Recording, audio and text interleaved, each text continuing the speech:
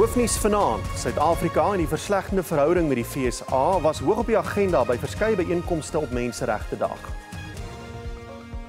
Die uitgaande rektor en fisiekanselier van die Universiteit Stellenbosch, professor Wim de Villiers, praat oor sy 10 jaar aan hoof van die instelling.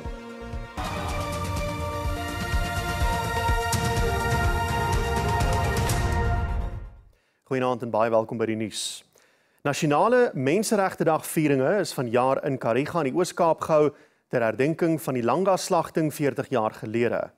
Dit, tesame met die Sharpeville-slagting op 21 Maart 1960, was ernstige menseregte vergrype deur die apartheidsregering toe tientalle mense in die strewe na vryheid gesterf het. Die tema van vanjaar se herdenking was die verdieping van 'n kultuur van maatskaplike geregtigheid en menseregte om geregtigheid en billike uitkomste vir gemarginaliseerdes te verseker. Die geleentheid het begin met 'n kransleggingsseremonie ter ere van die wat op 21 Maart 1985 gesterf het. Die Langa-slagting het plaasgevind toe die polisie losgebrand het op 'n skare wat byeengekom het vir die 25ste herdenking van die Sharpeville-slagting. Altesaam 35 mense is dood en 27 beseer. Baie familielede treur steeds en het die geleentheid gebruik om die regering aan te spreek oor onvervulde beloftes. Die provinsiale regering sê hy werk hard saam met die Langa-slagting stigting om die foute van die verlede reg te stel. This issue of compensation is part of what we have been doing as part of the reconciliatory approach as government, extending an olive branch to everybody, reconcile, unite, because we said we're building a united country, non-racial, non-sexist, that's why we're here. Die regering het erken dat menseregte nie ten volle erkenning kry nie.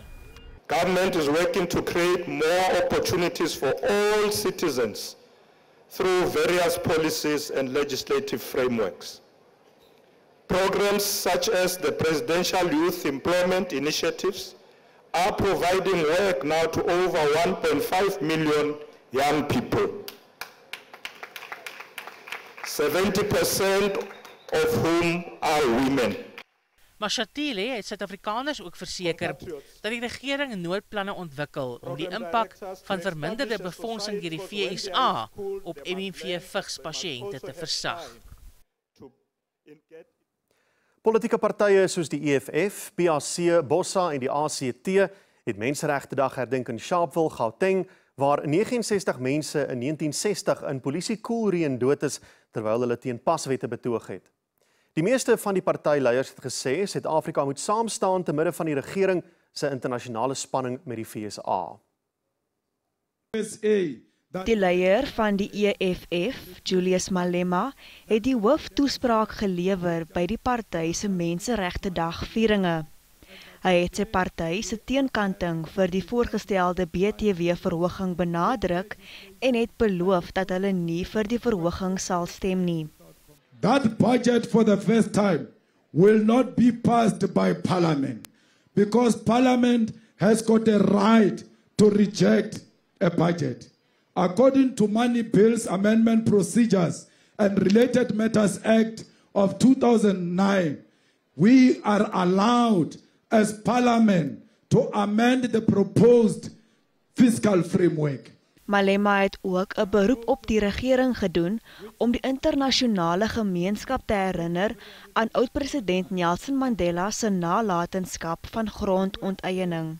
We must never succumb to pressure of America. America has never helped us with anything, even during apartheid. They cannot threaten us now with sanctions. We must unite against American imperialism and colonialism. We must not be intimidated by Elon Musk and everybody who stands with him. Die PAC-leier, Mzwanele Nyonso, sê 21 Maart is 'n baie belangrike dag in die land se demokratiese geskiedenis. Hy het ook na die woelinge rondom die onteieningswet verwys. We have a foreign minister, but they send their own delegation to the United States of America to undermine this country. That means AfriForum is not working alone. Die party Build One South Africa het ook sy eer betoon aan die dapper betogers en sê die vakansiedag gaan daaroor om die stryd van die slagoffers voort te sit. When we commemorate Human Rights Day, we must remind ourselves equally so that whilst we've made constitutional strides and the right for self-identification and the right to be part of an Africa and a continent, our economy and a failing government will erode those rights. Intussen sê die DA se federale raadsvoorsitter Helen Zille, sy sou Tony Leon as die nuwe Suid-Afrikaanse ambassadeur in die FSA aanstel. Dit volg nadat Ibrahim Rasool verlede week tot persona non grata aan die land verklaar is, nadat hy president Donald Trump gekritiseer het. Zille en haar party het Menseregtedag in Claremont, Johannesburg gedenk. If I had to choose, I would choose somebody like Tony Leon. I think he would be absolutely excellent. He's been a very, very good ambassador before in Argentina. I think that he has all the skills at a very top level. He's a very good intellectual. He reads very widely. He understands foreign policy. That's the caliber of person that you need.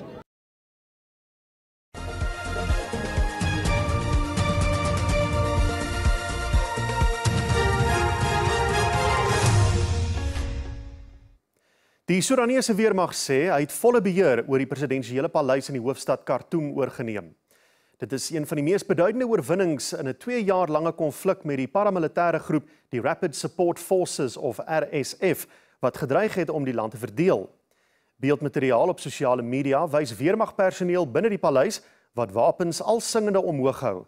Die RSF-magte het egter teruggeveg met hommeltuigaanvalle waarin 'n militêre woordvoerder, 'n junior soldaat en 3 personeellede van die Soedanese TV gesterf het. Die RSF sê die stryd om die presidensiële paleis is nog nie gewonne nie. By die Heathrow lughawe in Londen is vlugte laat vanmiddag hervat nadat dit gesluit moes word na 'n massiewe brand by 'n kragsubstasie tot kragonderbrekings gelei het. Lughawebestuur sê alles behoort môre weer na normaal terug te keer. Ongeveer 70 brandbestryders is egter steeds op die toneel in die weste van Londen en sowat 150 mense is as voorsorgmaatreël ontruim.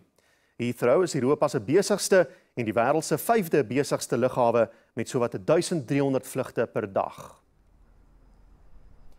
Die nuutverkose Namibiese president, Netumbo Nandi-Ndaitwah, sê dit is noodsaaklik om korrupsie op die vasteland hok te slaan, aangesien dit ontwikkeling belemmer. Sy het 'n beroep op haar amptgenote gedoen om uitdagings kaalvuis te pak wat Afrika burgers kniehalter en haar tot alle Namibiërs verbind. Talle invloedryke vroue in die Suider-Afrikaanse ontwikkelingsgemeenskap het Namibiërs geloof dat hulle 'n vrou tot president verkies het.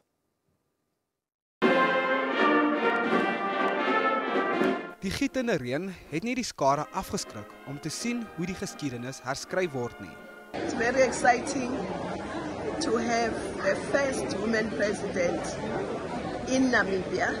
We congratulate the people of Namibia, SWAPO, for giving a woman a chance. Congratulations to Namibian people, Namibian women, and of course congratulations to all of us in Africa. Well, this is extremely historic for Namibians to have the first female president. It's something that we celebrate, it's something that has long been in the making, and this is about the recognition of the role that the women on our continent play. Die president van die TRK het ook die byeenkoms bygewoon en die media oor die onlangse situasie in sy land toegespreek. Without peace is not possible to build the good Africa, the big Africa. We need that. We need peace. Die uitgaande president het 'n beroep op Namibiërs gedoen om sy opvolger te ondersteun. Let us all support her and wish her good health, strength and wisdom. Die nuutverkose Namibiese president sê Namibiërs en die internasionale gemeenskap moet uitdagings by die horings pak en korrupsie uitroei. Corruption in all its manifestation should be avoided at all costs.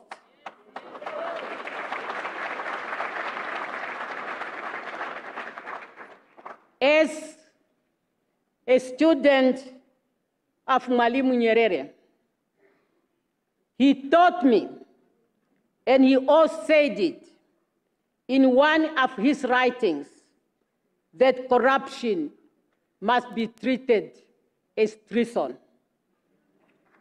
And I agree, because through corruption, citizens can be frustrated and in the process overthrow governments. Ons is net hierna terug met die beloofde insetsel oor die uitgaande rektor en fisiekanselier van die Universiteit Stellenbosch. En die Universiteit van Kaapstad maak sy hersiene amptelike taalbeleid bekend. Bly ingeskakel.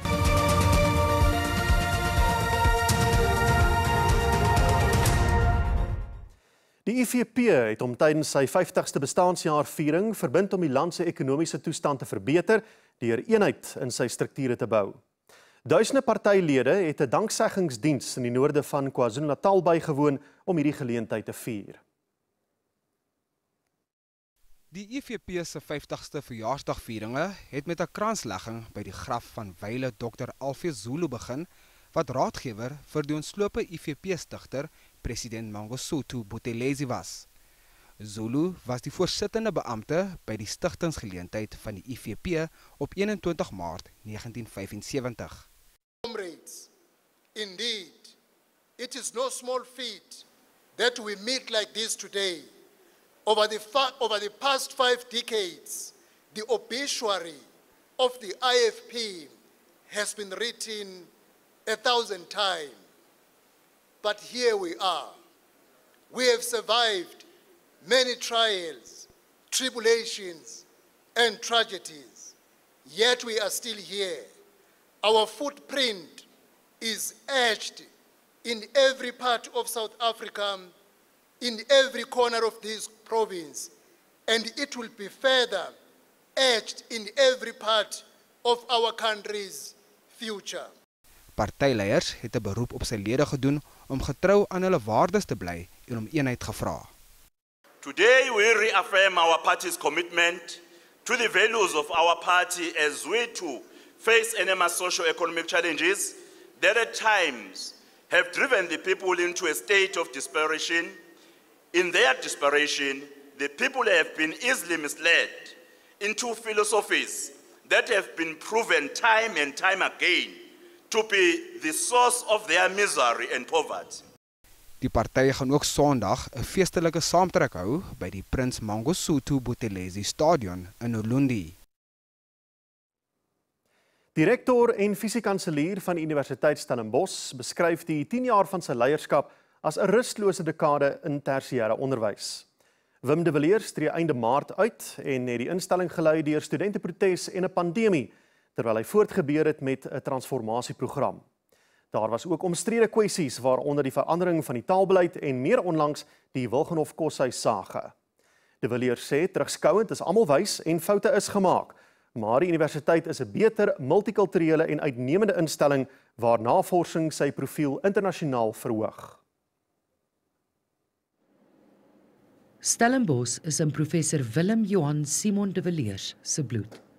Hy is hier gebore en onderrig.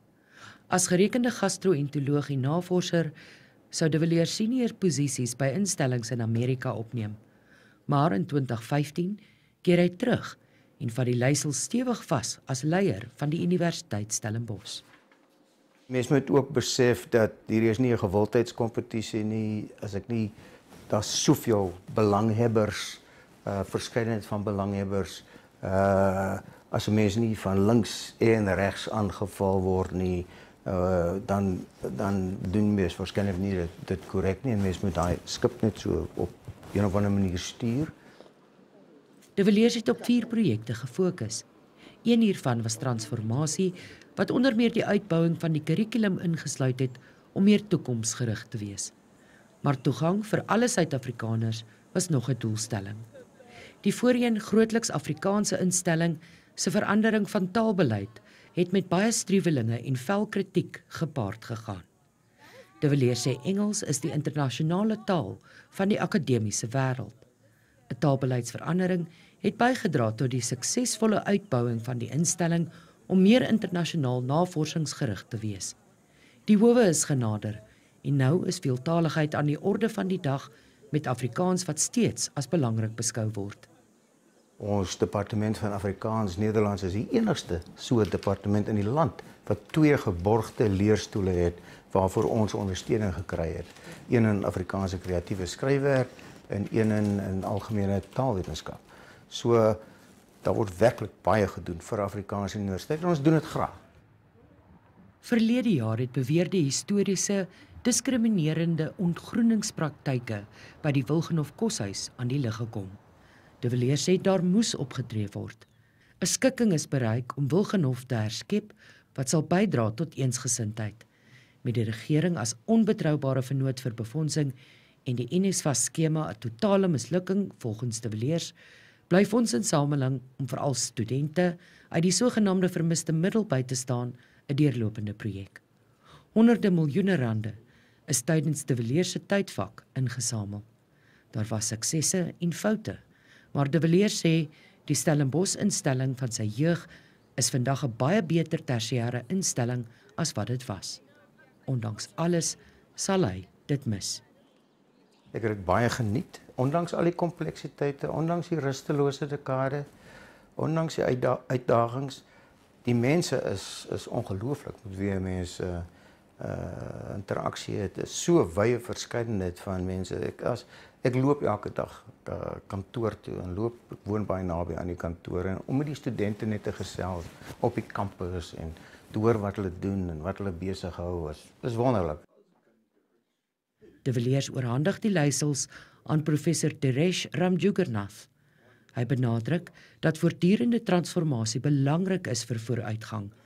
Hy sê die universiteit is op 'n goeie plek en glo dit is 'n kosbare juweel in die kroon van tersiêre onderrig. Mariska Botha, SAIK nuus, Stellenbosch. Menseregte en taalregte is onskeibaar. Dit is volgens die Universiteit van Kaapstad wat onlangs sy hersiene amptelike taalbeleid bekend gestel het. Engels, Afrikaans en isiXhosa is nou sy amptelike tale. Maar die beleid identifiseer ook Suid-Afrikaanse gebaretaal, Kukuguap, Ngu en Afrikaaps as tale wat ontwikkel moet word.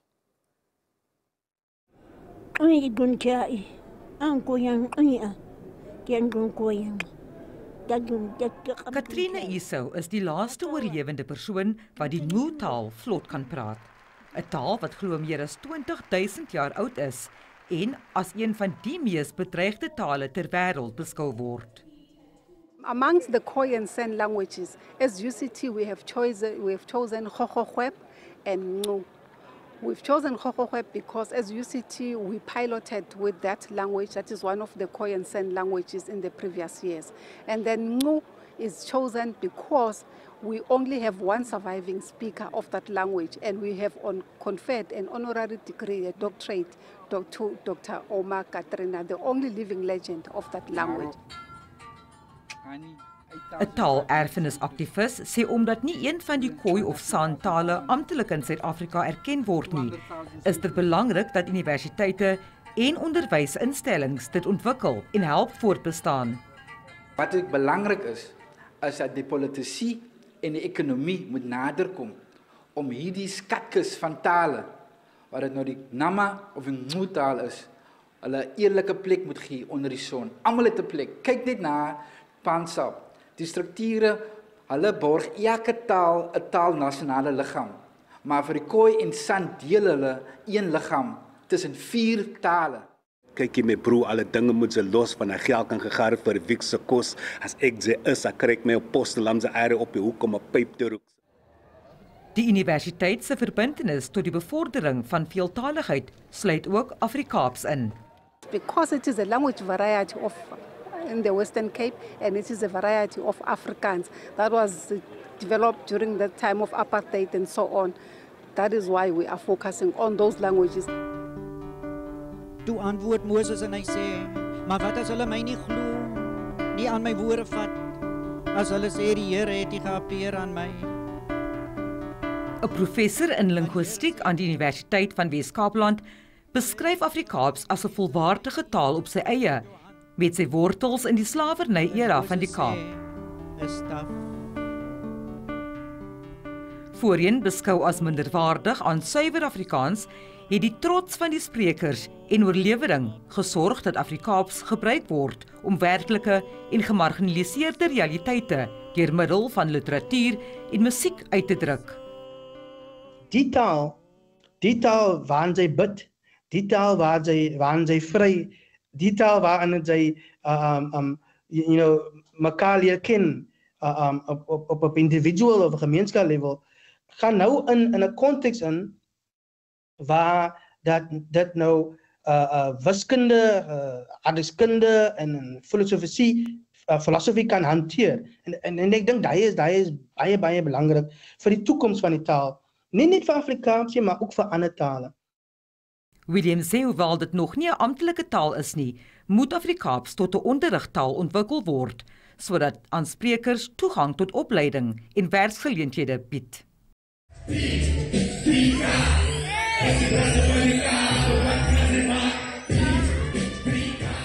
Musiek het ook oor die afgelope dekades die gewildheid van Afrikaans laat toeneem.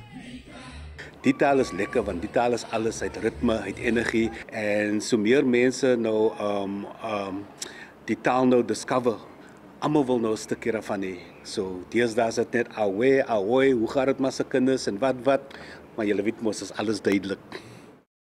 Maar tog loop ons mindertes met ons gebrikte. Die bevordering en ontwikkeling van inheemse en gemarginaliseerde tale word beskou as deurslaggewend vir die beskerming van kulturele identiteit en die behoud van taalerfenis. Vanessa Puna, SAK nuus, Kaapstad. En as aan al vir vanaand, die Afrikaanse redaksie wens jou 'n rustige lang naweek verder toe. Totsiens.